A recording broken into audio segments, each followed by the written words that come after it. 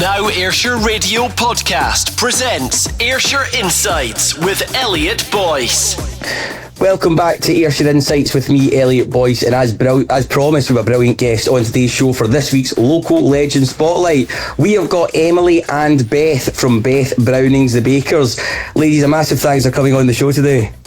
Hi. How are we both? You all good? Yeah, we're good. Very well. Brilliant.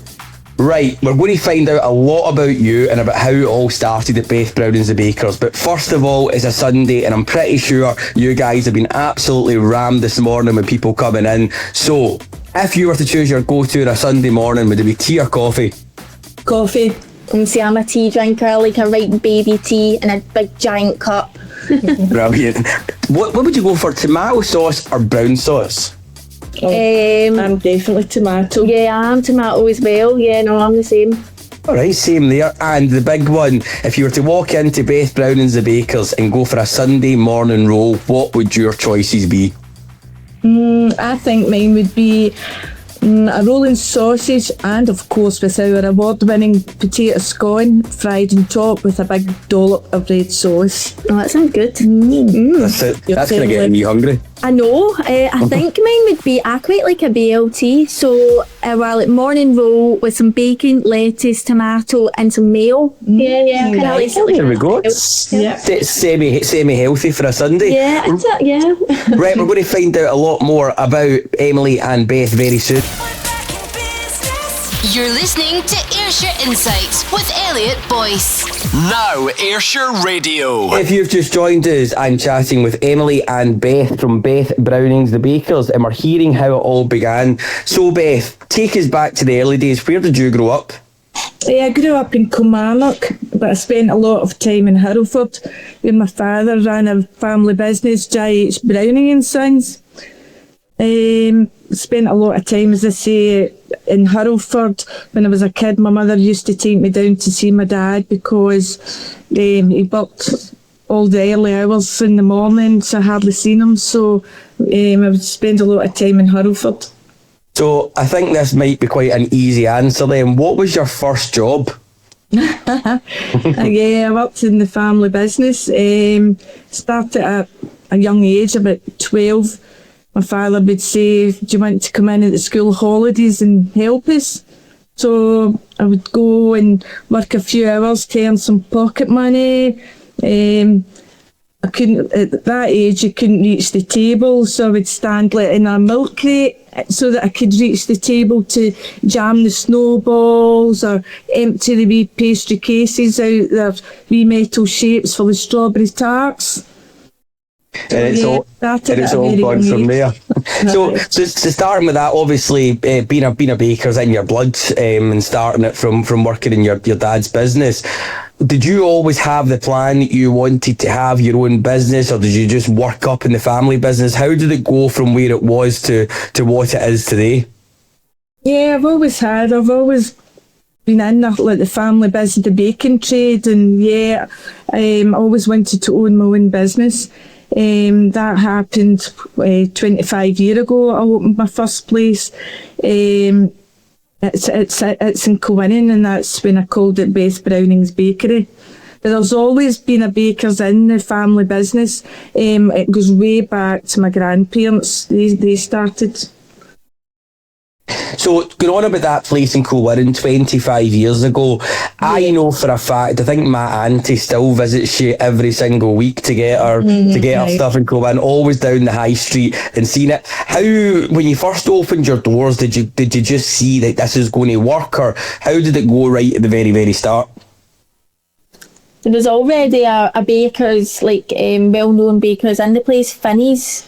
Yes. So I feel like the premises was already established, so there was a great opportunity there. So everybody, people especially of Kilwinning, will know of Finney's.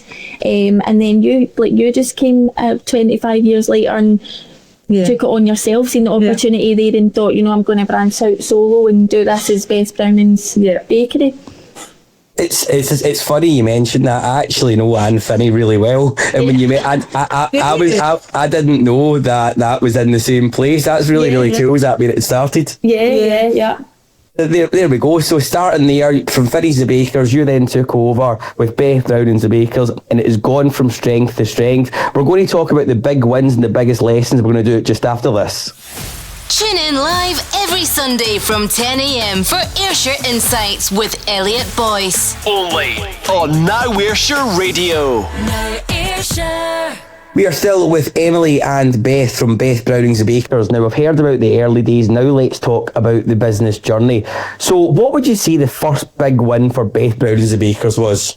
My big win for me is quite personal. 25 years ago, I opened my bakery in Corinning, which has the shop at the front of it, and I called it Beth Browning's Bakery. There's been a few hard decisions over the years. First one, I say at the 25 years ago, I was quite young and had not long lost my mother, and I also had two children, ages 9 and 3. That was quite a challenge, but you make it work. Yeah. I think if you're passionate about what you want to do, Definitely. and you've got that momentum and you've got that strength, then go. Yeah. You need to No, do it. absolutely. It continues to grow. And I think as well, 25 years ago, you'd mentioned always wanting to have your own business. It must have been a really proud moment to see your name up on definitely. that iconic part of the high street. Yeah, definitely. When I first saw the sign with Beth Browning's Bakery on it, I actually looked at my husband and I started crying because I was so proud of it. And amazing as well, considering all the challenges that businesses have faced. You're 25 years on and still working through it. How would you say that the high street has changed in those 25 years from when you started to where it is now? Do you still see the same footfall?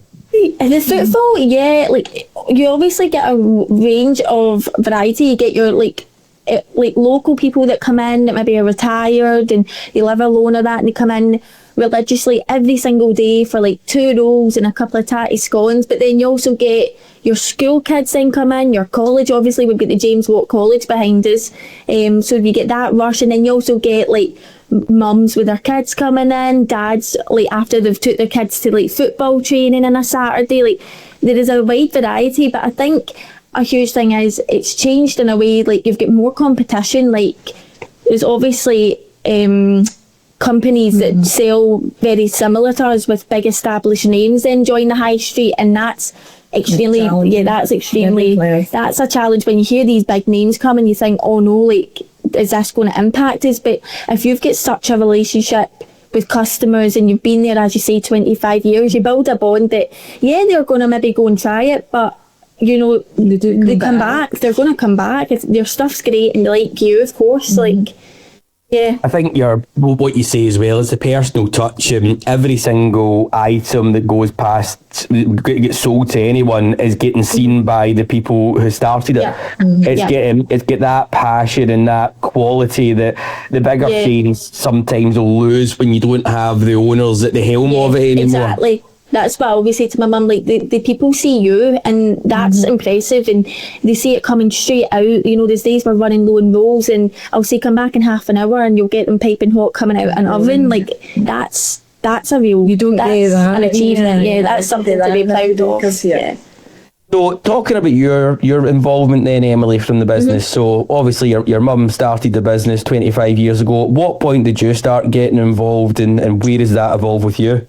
I started when I was about 14, 15 as a Saturday girl. I remember my mum saying, right, like, come on, you need to start, you know, doing something with your weekends and getting a bit of pocket money. So I started then, and it just quite nicely grew without me kind of noticing in a way. So it would turn into like a Saturday to then school holidays, and then throughout all the summer. And then I got to an age where I was 16, 17 and stuck in at school, didn't really know what I wanted to do, and I thought, I said to my mum, like, I'll just take on more hours. And from that, I tried a couple of various other jobs as well, tried going to uni, and it just wasn't for me. And I always seemed to just stay in the shops, and I worked there until I was about just before the pandemic. And I remember we sat down as a family. Blair, my brother, had also joined in the business to do a wholesale, and they all sat down and said, look, we could have an opportunity here of now growing a business. So there's 3 of us. Why do we not try and do something? That's when we literally just before COVID decided, right, let's open up more shops. And that's when I took on the role of almost being like a kind of social media person along with like an area manager. So that's another huge thing that I would say is like, you need to have a social media, and that's a huge, I would shout that from the heavens now to any person starting off. You need to have a social media, and it's time consuming, it's a job within in itself, but I really enjoyed actually like doing all the social media and taking pictures and edits, and yeah, it's been good. It's right, and it is probably kind of moving on with the times as well, because people are so quick to, they might see something on TikTok, Instagram, Facebook, whatever, and that's where people's buying habits have probably changed and been able to evolve. Now, you'd mentioned there about other shops, so your first shop in Corinne, where else are you now trading from? So we're now trading from Kilmarnock, so it's Belfield and Kilmarnock. So there's like a Belfield shops, as everyone calls it. It's like a kind of square of shops, and we're in there. So yeah, it's been a great shop. It's brilliant, and we've made good relationships with people there. I think because we're from Kilmarnock as well, it's great. But you're also a bit like nervous. See, when I heard that we were opening up in our own town, I was like, oh no, like, oh, this is a bit like, I don't know, it felt so close to home, but it's been absolutely brilliant. It's funny seeing, like, I'm like, oh, I know you, I went to school with you, and oh, you're like, you live down the road, and it's been funny. And then we opened up in Coolmores. We actually used to wholesale the shop, and then an opportunity came up that we ended up saying, do you know what, like, we'll take on the shop, when we made it into Beth Browning's bakery, and it's great. Again, it's in a wee village, so I feel like we've got the best of all these worlds. You know, we're local to our home. You've got Kilwinning where it all started. I feel like you say you felt like you grew up in Hurlford, Mum, but I feel like I grew up in Kilwinning quite a lot. So it's like a second home for me. And then we've also got Kilmores, which is the wee village. It's nice. It's a nice blend, I think. So it's great to hear. I think you're right as well with the fact that you've got the place in Kilmores, a small village, Kilwinning. People as well, when they come from places like Kilwinning and Kilmores, there is that home feel. I think I mentioned earlier, like a Kilwinning Manty lives not far from you, and will still go into the high street religiously every single week to make sure she goes to the bakers. You'll probably get the same in Kilmores, the same types of buying habits, and then Belfield as well. You've got the people of Kelly again who are so passionate about Kilmarnock. Yeah. So moving on from that, what would you think the challenges is in having a family business? Because obviously you've got most businesses will have points of challenge that come through, but having it within the family, how have you found those dynamics over the years? I think as you get old, you'll obviously have different points of views as well, but like for me growing up, when you're younger, I feel like it's more challenging. You don't kind of appreciate it. I think it's harder when when you're all living and breathing together, and then you need to go into a business together. You're trying to be professional there to keep personal life and a business life separate. And people would always say, you know, oh, that's so nice work, and it is. It's absolutely brilliant. But sometimes I have to be their boss, not their mother, or I have to be the wife and not the partner with my husband with with the business as well. Yeah, you've got to try and keep a level of balance there. Like you push one life to a side to put the other. I think that's hard. But I think as well, it's just growing up, isn't it? Like when you move out, or you get out of the teenage years and that, and you start, you know, appreciating parents and that more. That it's more rewarding. I can see the highs of it now, like being older, that you think, you know, wow, like this is really something. This is an empire of a business here, not just an empire biscuit. Well, listen, and you're right in what you say, though, and it is an empire. And talking about an empire biscuit, I think I've seen recently you won an award in that. Yeah, we won an award on the 16th of May there, up at the Hilton in Glasgow. We got a gold award for it, and we also got a gold award for our caramel shortbread star, which we're all so proud of. They get made fresh every single day in co-winning every day in the bakery and then straight out into the shops. Brilliant. How do you find, that's a good point as well, so from obviously everything was based out of co-winning, and now you've expanded like Kilmore's and Belfield. How have you found that and still keeping up the standards and managing it whilst probably having to let the reins go a little bit and let people in the shops manage themselves? Yeah, that is hard. Like that's I'd say that. I think that's probably one of the most challenging things. Yeah, is trying to keep the how I would just say the quality, but up the quantity. Yeah, it's hard because we've always talked about stuff like, you know, how far do you want to take the business until you say that's enough now, because we don't want to be like a big chain. We don't want to like have to, you know, like factory produce it. We like what we do, and I think that's fair. We've learned from this. Like, we're at now a good chunk of our capacity that our bakery can hold, space and staff wise. Like, so that's again what I think we're going to sit down as a family and talk about, to say, where do we go from it? Are we happy here? Are we too comfortable here? Do we need a challenge? So, but that's funny that you say that. Yeah. It's all times to come, and I think every business that you speak to, scaling up the business is always challenging, because you don't have the same levels of control. Where to start with yourself, Beth was probably doing absolutely everything to now, but you've got members of staff doing things for you that you really have full control on, but you've got to trust your team. Yeah. Exactly. Like, we're always joking that she'll still be in the bakery until she's like 90. Like, she'll be on that payroll forever. But I think it's just, it feels like it is part of the family. It feels like family, isn't it, to then just walk away. It's not just a normal 9 to 5. No, absolutely, it's absolutely not, and that's the thing you hear from a lot of family businesses as well. That the business never really stops, even when you're sitting in the house at night. You still get emails, you still get work. You're in somewhere like Disneyland Paris, and your phone's ringing, and you're on a ride, and you think, oh God, a wee minute, wait till I just get this back on. Can you pause this a second, please? Yeah. Sorry. No, listen. It's a great story, and it's a great business that is going from strength to strength, and it's great to see all the stuff on social media and how that's pushing well. So we've heard about the listeners' tenner bargain of the week, but up next I'm looking for you both to let us know what your bargain of the week is, plus finding out what drives Beth Browning's The Bakers to give back locally. Now streaming Ayrshire Insights, hosted by Elliot Boyce. This is Now Ayrshire Radio. You're listening to Ayrshire Insights with me, Elliot Boyce, and we're still with this week's local legend, Emily and Beth from Beth Browning's The Bakers. Now, it's time to talk community charity and Ayrshire Pride, but before we do that, the listeners have been in touch and let me know their weekly bargain. So the question to you both is, what is your bargain of the week? Well, I think mine is definitely my £10 bottle of red wine, which I get for every Wednesday, for once the grandkids all go home, and I sit down with my husband, we sit and drink a glass of red wine after a hectic day with the grandkids. That's a great bargain, and tell you, I love a nice bottle of red wine on a Wednesday. Can't beat it. Even on a Wednesday night. I know. Listen, wine Wednesdays, don't let it go away. It's a thing. Wine Wednesdays, that's so good. Yeah, wine Wednesday. Right, okay, so back to you both. Why support local causes like us at Now Ayrshire Radio?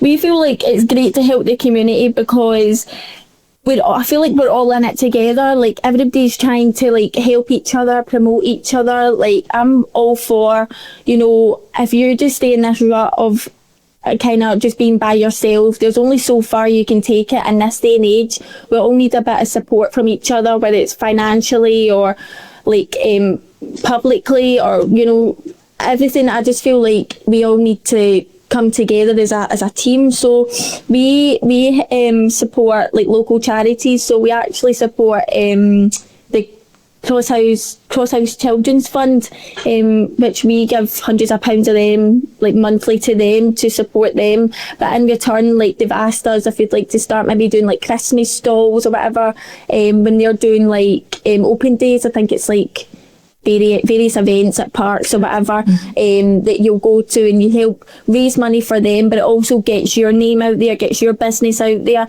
Also a bit like yourself, like we are now proud sponsors of School of the Week, and the feedback we've had from just being on Now Ayrshire Radio has been phenomenal. Like people coming in, oh, I heard you on the radio, and oh, you're the sponsor, and it's my school this week, that's my head teacher, and it's great that I'm like, we would never hear these things, or folk would maybe not even know about us, but they've heard of it because, you know, we've been on the radio or they've seen us at a stall. And we also like give our food wastage to there's a place near our Belfield shop called the Blue Triangle. So it's helping people, you know, that maybe had a rough start in life, that are then trying to get back on their feet, like for accommodations and get jobs, etc. So we give them, you know, any hot pies or cakes, or just making sure that there's something good for them after a hard day. No, and it's really appreciated in all the support that you do. It's great to hear the feedback as well with Now Ayrshire Radio, and also School of the Week. I think is brilliant because it lets all the kids get a wee shot on here, so and it's a great feature that does so well. But going on to the charity side as well, I mean, all the things that you do, I think that really shows what Beth Browning's the Bakers is all about. It's more than just a business, it's part of the community. And one of the things I would say, I feel Ayrshire is really unique. What do you think that local feeling means to you? That local feeling to me means feeling at home no matter where you are. So like, as I've said, I go to Kilwinning and I feel at home because it's been in my life for so long. Like, I feel like I walk down the main street and it's, hiya, how are you? Oh, that man wasn't keeping well the other day, it's good to see you out. Or how's your mum getting on? And oh, you had that baby. But then it's also, you know, you can go down to Belfield and hear about how their local team's been playing, or how that primary school, like, oh, they've got a new teacher today, oh, it's sports day today. And then you can go to Kilmores and meet, there'll even be like local farmers or people that work up in Glasgow and can tell you about all the business happening up there. So that's my local feeling, is you can be actually anywhere and it can feel like home. And that probably is where Ayrshire's unique to a lot of other places anywhere else, because there is that homegrown feeling and everybody wants to support each other and support locally here in Ayrshire. Yeah, absolutely. Definitely. So we're going to finish strong with a fun round, and we're going to find out what's next for Beth Browning's Bakers. Going to do it just after this. This is the Ayrshire Insights podcast with Elliot Boyce. Now Ayrshire. If you've just tuned in, I'm with Emily and Beth from Beth Browning's The Bakers, and we're going to play a game called 5 Fast Ones. But we've done this, so we've taken Emily out of the studio just now. So Beth, it's just you and I. I'm going to ask you 5 questions. We're going to see your answers, and then we'll get Emily back and see if she can guess your answers, and she can get it the same as you, alright? Yeah. Right, okay. Don't think about it, just shout out the first answer that comes into your head. Are you ready to play 5 Fast Ones? Yes. Right, let's do it. Favourite takeaway? McDonald's. A song that always lifts your mood. High hopes. Best thing about Ayrshire? Beth Browning's Bakery. Weirdest moment at work? When a snake nearly landed on my head. Right, I really want to find out more about that. We'll keep going. Who plays you in the movie of your life? Kate Winslet.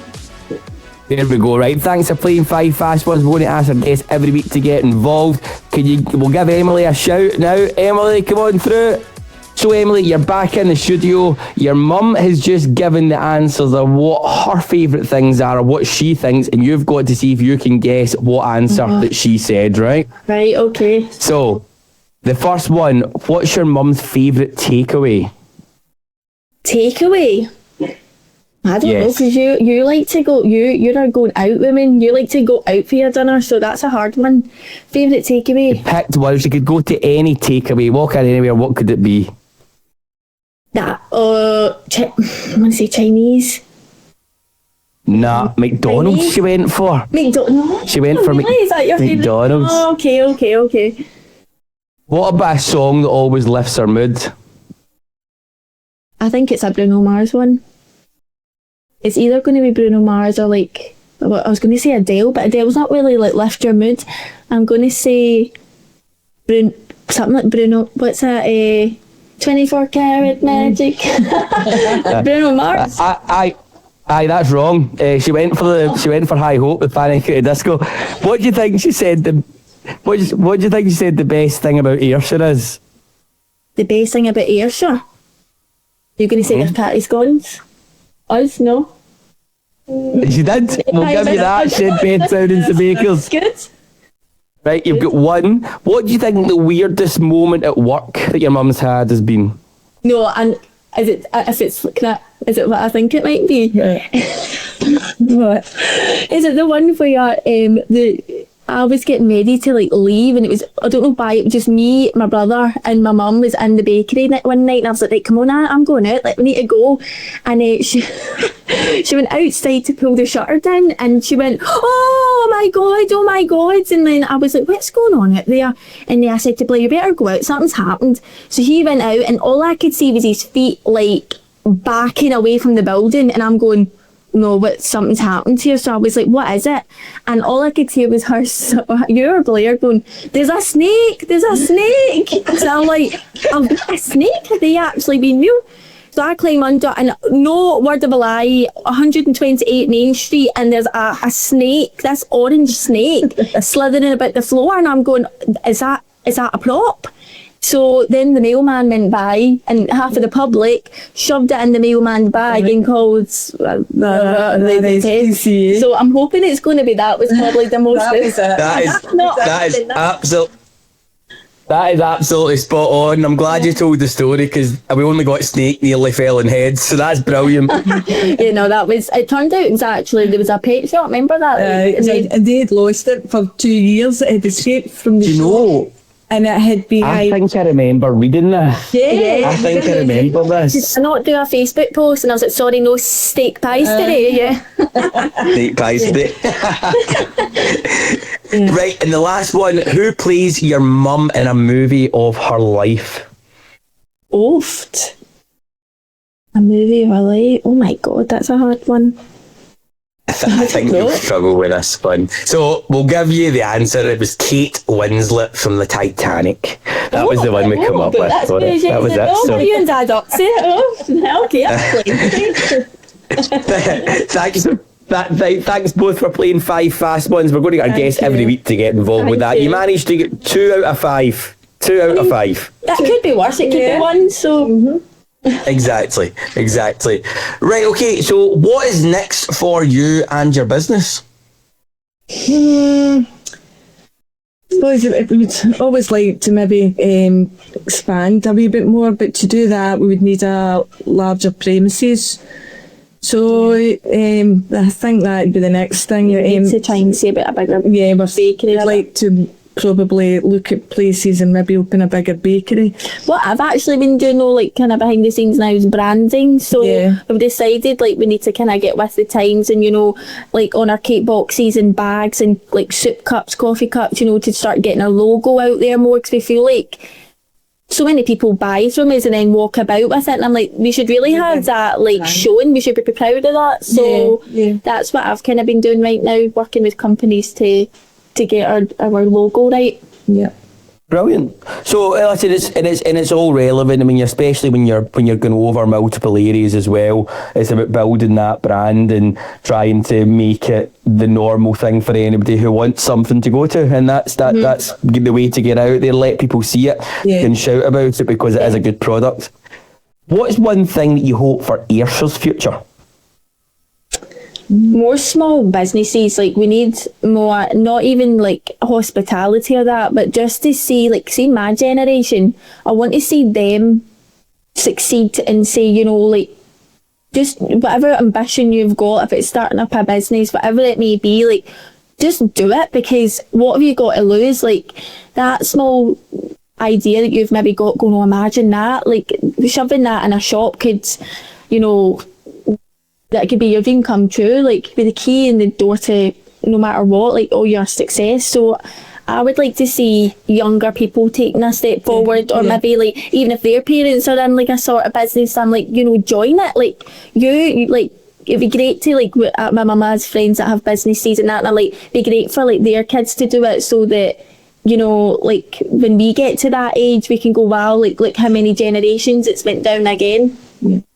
Yeah, it's keeping the business alive, and it's a challenging time just now for everybody. Cost of living and things are getting ever more expensive, especially we'll see it just now with fuel prices and everything like that. It's so expensive, but in order to succeed, sometimes you've got to take a bit of a punt and take a bit of a gamble, and that's something that the amount of businesses I've spoken with on Ayrshire Insights is amazing to hear some homegrown success that we've got here from Ayrshire. Yeah, exactly. So before we round off, have you got any kind of final shout outs and thanks you'd like to thank anybody? Of course, we'd like to thank our staff. Couldn't do it without them. We've got a great team behind us. A team of about 30 now, varying from shop assistants to skilled bakers, van drivers, KPs, team leaders, you name it. Shop assistants, everything. Like, even it's not even just, as we always say, we know it's not easy. We're not a 9 to 5. We're basically a 24/7. There's somebody in that bakery right now listening. Hello, Team BBB, if you're listening, hello. But it's every single one of them that, you know, people that when go to work when we're sleeping, and the ones that are working along beside us, it's every single one, and it's a true fact, because whenever one goes, it's sore. Like, we all feel it as a business. So of course the big thing is the customers. I can't thank them enough for shopping local with us, supporting us. If it wasn't for them, there wouldn't be a Beth Browning's bakery. It's great that they decide to come into our shop for rolls and cakes and biscuits, and just like to say a big thank you to them all. No, you're right, and a lot of people support, but 25 years on, still going strong, going from strength to strength. I'm looking forward to leaving here, jumping in the car and going to Beth Browning's the Bakers for something to eat now, because I'm starving. Emily, Beth from Beth Browning's the Bakers, thanks for coming on the show today. Thank you very much, and thank you Now Ayrshire Radio again for everything. Thanks for everything. This is the Ayrshire Insights podcast. Never miss an episode. Hit subscribe now.